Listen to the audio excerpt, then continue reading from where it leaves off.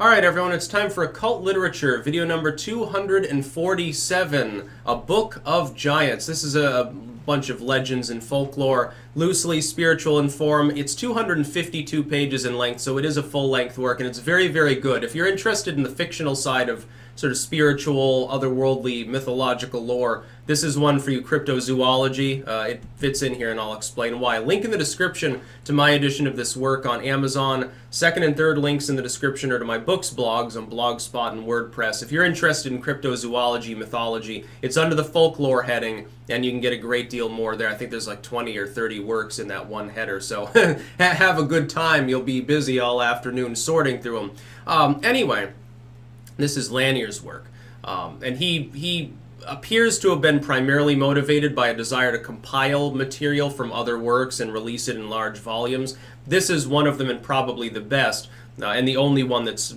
strictly occult in nature.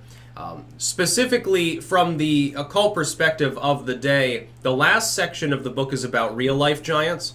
Speaks about giant skeletons and some of these other things that are still in vogue even today as topics among people as well. You got to understand at the time, anthropology was still more young. People dig up, 7-foot tall skeleton. They start thinking of the Bible stories. They start speaking of the Nephilim or the Cyclops or something like that. Interestingly enough, elephant skulls possibly the reason why people thought Cyclops existed. Anyway, very good work. The first entire section is from antiquity. That is specifically the Odyssey. You get the story of the Cyclops and so forth. Norse mythology. You've got an entire realm of the giants there, and Thor especially figures heavily in some of these tales with regards to his interactions thereupon. Then you move to the second section. The second section is entirely from like the Middle Ages, like the tales of Lancelot and some of these other figures. In many cases, they were killing giants. They were a plague on the land, the same as dragons, witches, and some of these other various creatures and things. At the same time, you also have, in some cases, repentant giants, good giants that are doing good deeds, trying to reverse a curse, trying to gain God's favor. They're very Christian in nature. The idea of slaying some of these large, like a 7-8 foot tall dude riding horseback with his giant steed and his 20-foot long pike. This is sort of like the knight's adventure of the era. And he saves, inevitably there's a damsel involved, by the way. Like, I think in every story in here, in the second section, I think there's a damsel in distress. I think, if I remember correctly, every single one has a damsel. It is always a male protagonist, so sorry for any third waivers out there. This may not be the book for you, or at least pin the second section, shut and don't read it. First section has some sorceresses in there, so that might be more your bag. And then it goes into some of the real-life giants, speaking of them, again, giant skeletons and so forth. I've always been interested in this side of mythology.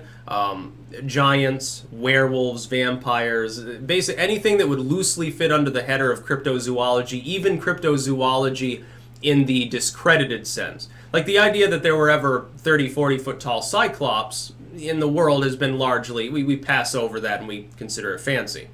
Although maybe not. Dig deeper in the stratum, you never know what you'll find. They didn't think that any of these they didn't think Troy existed until relatively modern times. They thought that was mythology too. So I'll keep an open mind, but generally speaking, we think that probably weren't 30-foot tall humanoids on the planet. It would be, I think, difficult for their heart to even pump at some point, so there are some hard limits on physicality there. That being said, the idea of the occasional 7 or 8 foot tall combatant who would have been, if they had any prowess or skill in fighting, they would have been considered legendary at the time. That's definitely accepted. There could have been sort of a David and Goliath for real, so to speak. We're not talking about someone who's 20 feet tall. We're talking about someone who's, for that era, someone with gigantism, they're 7.5 feet in their 20s or something, they would have been considered a giant. Perfectly feasible, physically acceptable. We have even modern rational means of explaining it away. Yes, such things could happen. Occasionally you'll get a really big horse, a really big whale, a really big anything else. Some of those are in these tales. Some of these have to do with animals as well.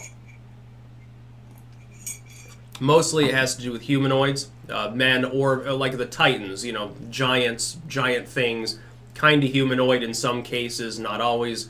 Very, very interesting overall. for some of the mythology and folklore therein. Highly recommended if you're interested in mythology. And especially if you're interested in like Homer, you know, the Norse sagas, things like that, this has sections of those as well. And there are also some South American, like Mesoamerican legends in here, and a few others as well. Now, there are some short stories in the third section. This one gets into sort of the shorter minutiae from places like Serbia, Russian, I think there's a Russian folk tale in there. I think there are a couple from Asia, a couple Japanese tales as well that are fairly short that deal with giants also. So it's amazing how widespread the idea is. In fact, it's basically every culture has such things. Same as little people, dwarves or elves or gnomes or whatever you want to call them, the hidden folk. So again, link in the description to my edition of this work on Amazon, full length. This is a full length and largely fictional treatise, but it is occult in nature for some of those tales as well as the fourth section. Now, second and third links to my books, blogs. You can find more mythology there as well. That's about all. Peace out.